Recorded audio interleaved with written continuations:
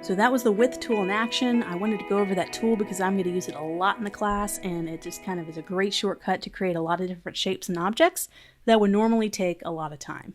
So I'm going to take that a step further and show you another tool. So we created this using the width tool, the little shield logo, and now we want to be able to create kind of an outline. So there's one thing we could do. We can create a little simple stroke here and make that a little bit bigger.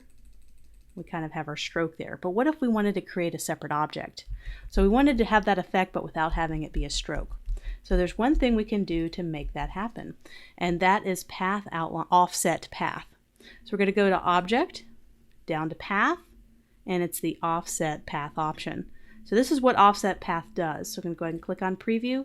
It's going to go ahead and extend it out by a particular amount. So right now I'm set in inches, and you may be in centimeters depending on where you live, but right now this is inches. So right now it's extending outside of the original path by 0.1389 inches, and you can change that as much as you want. You can even do negative as well if you want to go inside. So if I want to do a negative, you just click on negative, and now it's going to do it on the inside, which is kind of what we'd like. So I'm going to go ahead and click on OK, and so you can see how we already made this little extra item here. I'm going to take off the stroke on here. I'm going to make this a different color, so make it a little lighter so you guys can see. So you can see how we kind of created kind of a little bit of stroke effect. And we can continue to do this forever. We can click on this lighter gray option and go to Object, Path, and go to Offset Path. And let's do once again the same distance, and let's do a negative. So it's going to go on the inside, just like that, and we're going to go ahead and make that lighter. And you can see when you do logo design how quick it is to kind of do that, because there's a lot of instances where you have kind of a shape and you want to be able to create this effect, but it's kind of a complicated shape, but it's kind of hard to redraw that on the inside. With the pen tool, we could just use this offset path tool, and it's a lot easier and it's more accurate.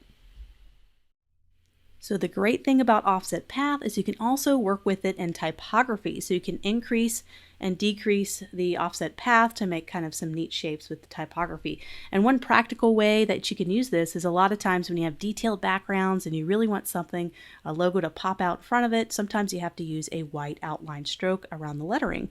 And normally when you do this, you'd go ahead and have your typography here. I would maybe right click and I would create outlines.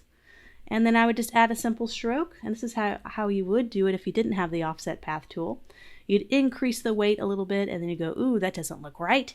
Then you go down to your line stroke panel, and instead of having our line stroke to center, you would then do a line stroke to the outside. So that's kind of the effect we're going for. We go to corner, maybe do a round join to make it nice and soft, just like that. But see, you can see how it's overlaying a little bit and covering up other characters in the words, and that's not really what we want to have. So this is where offset path will come in handy. So instead of adding a stroke, we're going to go ahead and null out the stroke. We're going to do the offset path, so we're going to go to Object, Path, Offset Path, and we're going to do a positive number, so we're not going to have a negative sign. We're going to do a preview, and that's a little much, so we're going to maybe cut that in half. Instead of a 0.1, we'll do a 0.05, and we're going to go ahead and preview that and see how we like it. I'm going to go ahead and click OK on that, and we are going to make it white. And we want to make sure it's a fill white, and we're going to put it in the background. And just like that, we kind of created that same effect as we did before, but this time we don't have any of the characters overlapping, and it looks like it's truly there. So we can always round the corners on this and give it a nice kind of sticker effect, kind of like the example I'm showing now. We can have a nice soft edges, and so you can kind of see where how messing around with typography can kind of have a really neat effect. I like using offset path to kind of create some really neat shapes with basic typography characters. So in this case, I'm using Azo Sans Black, and it's just a simple letter A, but I really want to make it my own letter A, something a little bit more unique. So I will need to create outlines, so I'm just going to right click, create outlines. So now I can go to Object, Path, and play around a little bit with the offset path tool to create something a little bit different.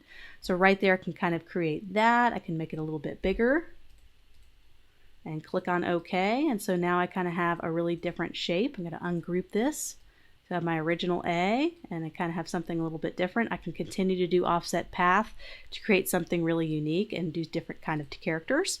I can also continue to do this and do path, offset path. I can just do it by a smaller margin, just like that, and I can flip that to a stroke, kind of add a nice border to it. I can then take this outside one. I'm just going to continue. I'm just playing around with this tool a little bit. And I can continue and continue, and you can create really neat effects, kind of the example that you see in the J there. Kind of you can keep going and create some neat things. So several times in the class we're going to use the offset path tool to create some unique characters and lettering, to take kind of your typical basic font and to make it something that has some character. For example, this logo that you've kind of seen in the theory lessons of the class, I'm going to kind of check that out. That's kind of how I created that, was using the offset path tool. Just another quick example of how I use offset path, and we'll be kind of doing this logo a little bit later in the class, but kind of wanted to show you how to create this little beveled look. Kind of looks a little bit more higher end, and we did that using a negative offset path.